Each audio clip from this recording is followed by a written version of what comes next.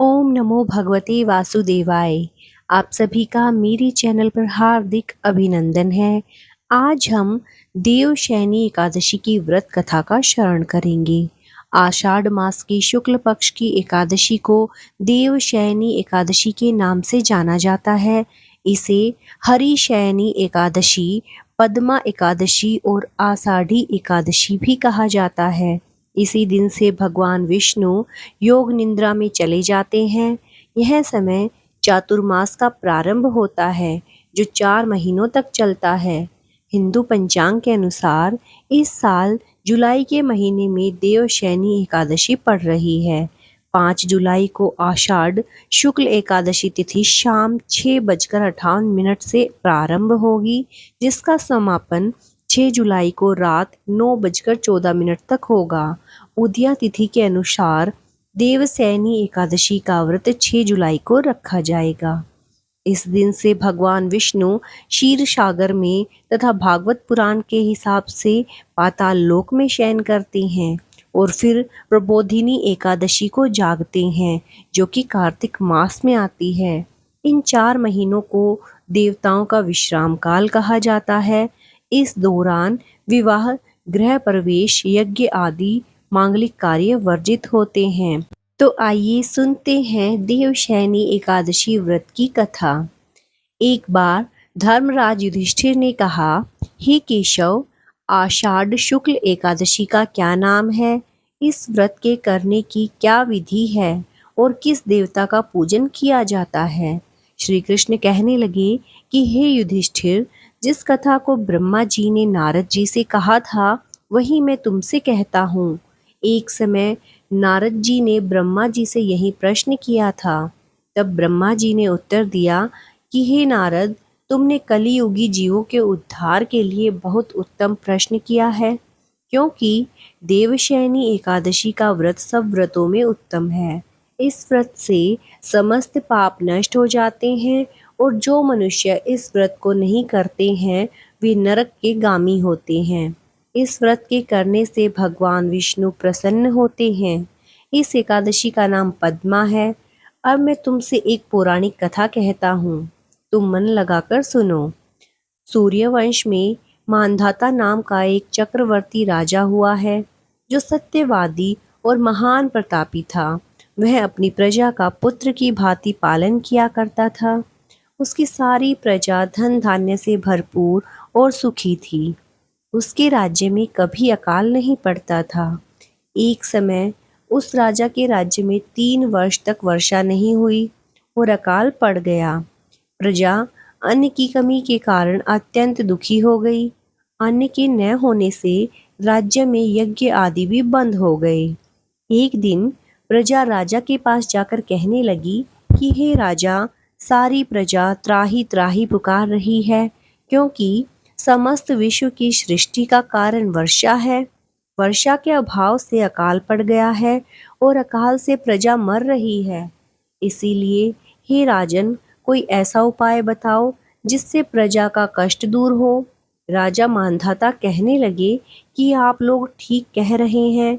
वर्षा से ही अन्न उत्पन्न होता है और आप लोग वर्षा न होने से अत्यंत दुखी हो गए हैं। मैं आप लोगों के दुखों को समझता हूँ। ऐसा कहकर राजा कुछ सेना साथ लेकर वन की तरफ चल दिया। वह अनेक ऋषियों के आश्रम में भ्रमण करता हुआ अंत में ब्रह्मा जी के पुत्र अंगीरा ऋषि के आश्रम में पहुंचा। वहां राजा ने घोड़े से उतरकर अंगीरा ऋषि को प्रणाम किया। मुनि ने राजा को आशीर्वाद देकर कुशल क्षेम के पश्चात उनसे आश्रम में आने का कारण पूछा। राजा ने हाथ जोड़कर विनीत भाव से कहा कि हे भगवान, सब प्रकार से धर्म पालन करने पर भी मेरे राज्य में अकाल पड़ गया है। इससे प्रजा अत्यंत दुखी है।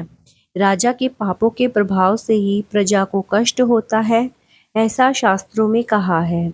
जब मैं धर्मानुसार राज्य करता हूँ, तो मेरे राज्य में अकाल कैसे पड़ गया, इसके कारण का पता मुझको अभी तक नहीं चल सका। अब मैं आपके पास इसी संदेह को निवृत्त कराने के लिए आया हूँ। कृपा करके मेरे इस संदेह को दूर कीजिए। साथ ही प्रजा के कष्ट को दूर करने का कोई उपाय बताइए। इतनी बात सुनकर ऋषि कहने लगे, हे राजन, यह सतयुग सब युगों में उत्तम है।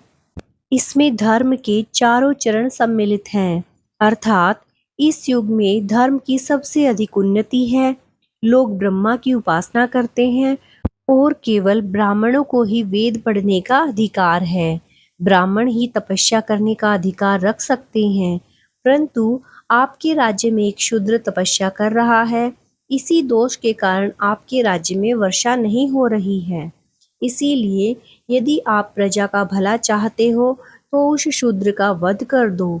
इस पर राजा कहने लगा कि महाराज, मैं उस निरपराध तपस्या करने वाले शूद्र को किस तरह मार सकता हूँ? आप इस दोष से छूटने का कोई दूसरा उपाय बताइए। तब ऋषि कहने लगे कि हे राजन, यदि तुम अन्य उपाय जानना चाहते हो तो सुनो। आषाढ़ मास के शुक्ल पक्ष की पद्मा नाम की एकादशी का विधि पूर्वक व्रत करो। व्रत के प्रभाव से तुम्हारे राज्य में वर्षा होगी और प्रजा सुख प्राप्त करेगी, क्योंकि इस एकादशी का व्रत सब सिद्धियों को देने वाला है और समस्त उपद्रवों को नाश करने वाला है। इस एकादशी का व्रत तुम प्रजा, सेवक तथा मंत्रियों सहित करो। मुनि के इस वचन को सुनकर राजा अपने नगर को वापस आया और उसने विधि पूर्वक पद्मा एकादशी का व्रत किया। उस व्रत के प्रभाव से वर्षा हुई और प्रजा को सुख पहुंचा। अतः इस मास की एकादशी का व्रत सब मनुष्यों को करना चाहिए। यह व्रत इस लोक में भोग और परलोक में मुक्ति को देने वाला है। इस कथा को पढ़ने और सुनने से मनुष्य के समस्त पाप नाश हो जाते हैं। ओम नमो भगवते वासुदेवाय। आइए देवशयनी एकादशी की दूसरी कथा सुन लेते हैं।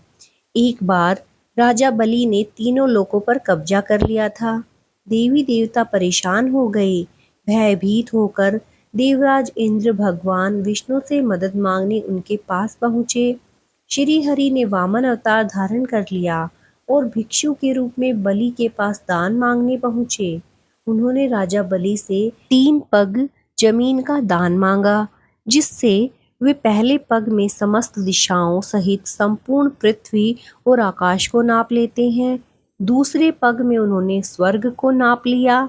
अब तीसरा पग रखने को कुछ भी शेष न बचा, तो बलि ने अपना शीश आगे करते हुए निवेदन किया कि प्रभु, अपना तीसरा पग मेरे शीश पर रखिए। राजा बलि की दानवीरता देखकर भगवान विष्णु बहुत प्रसन्न हुए और बलि के इस दान और समर्पण से खुश होकर भगवान विष्णु ने बलि को पाताल का अधिपति बना दिया और वर मांगने को कहा।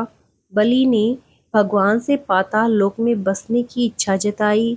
भगवान विष्णु ने भक्त बलि की इच्छा पूरी की और पाताल चले गए। भगवान के पाताल लोक में जाने से सभी देवी देवता और देवी लक्ष्मी चिंतित हो गई। अपने पति को वापस लाने के लिए माँ लक्ष्मी ने गरीब स्त्री का रूप धारण कर लिया और राजा बलि के पास पहुंच गई।